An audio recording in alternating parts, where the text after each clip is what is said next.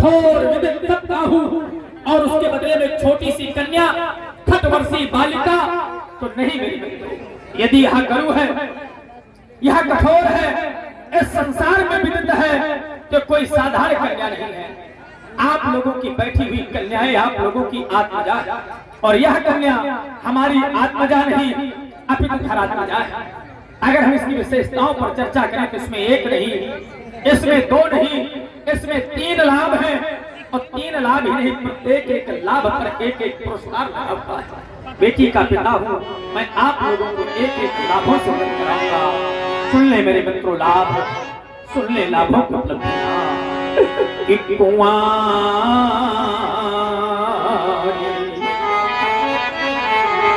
आज हमने कह दिया कुंवारी, तो आप लोग करोगे महाराज कन्याएं तो हमारे पास में बैठी, लेकिन इसमें विशेषता लगी हुई है। और विशेषता क्या है कि कुंवारी मनो हरि बिजाय परी और कीरतयती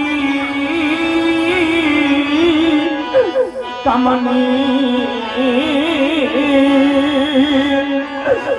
पर हाय रे दुर्भाग्य मेरी बेटी का यह पावन हारी अब बिरंच चलू तो अब रचीव न धनो दबनी। यह पावन ये हारी अब बिरंच चलू तो अब रचेव न धनो दबनी। पहला लाभ मनोहर कन्या, आप लोग करोगे महाराज मनोहर कन्या। दूसरा लाभ विजय बड़ी, आप लोग करोगे महाराज हमने जय बहुत सी सुनी, आप बड़ी विजय को देना चाहते। यदि आप लोगों के दृष्टि हमारी मिथिला पर जाएगी तो पाएंगे सिर्फ मिथिला की ही नहीं, अगर आप लोगों की दृष्टि लोगों पर जाएगी तो पाएंगे एक लोग की नहीं, 2 लोग की नहीं।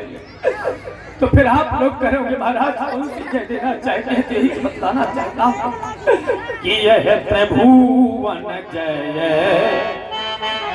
देख लो मेरे मित्रों यह तीनों लोगों की जय, यह त्रिभुवन जय और या समेत ये पैदेरी तो अब नहीं विचार।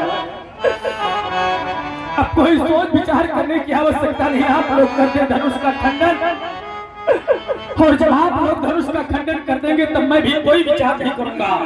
तब भी नहीं विचार और मैं बरऊं हटे वो होते क्योंकि त्रिभुवन जय। तीनों लोगों की जय के साथ साथ अपनी प्राण प्रिया सीता मैं आप लोगों को समर्पित कर दूंगा। आज समाज के अंतर्गत मैंने अपने लाभों को सुनाया है, लाभों के विषय में बताया। क्या आप लोगों को मेरे लाभ अच्छे नहीं लगे?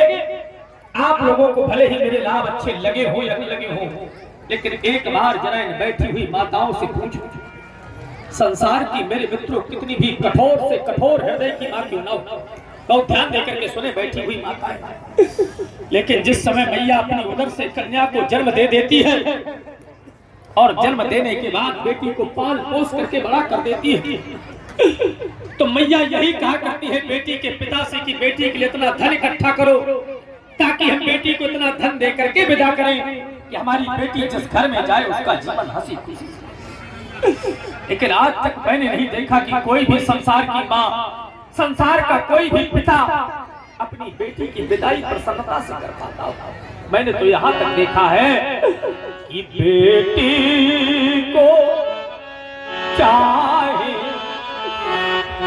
सब कुछ दे दो, चाहे कितना धन दे देना, चाहे जितनी संपत्ति दे देना, लेकिन कोई भी माँ, कोई भी पिता अपनी बेटी की विदाई प्रसन्नता से नहीं कर पाता।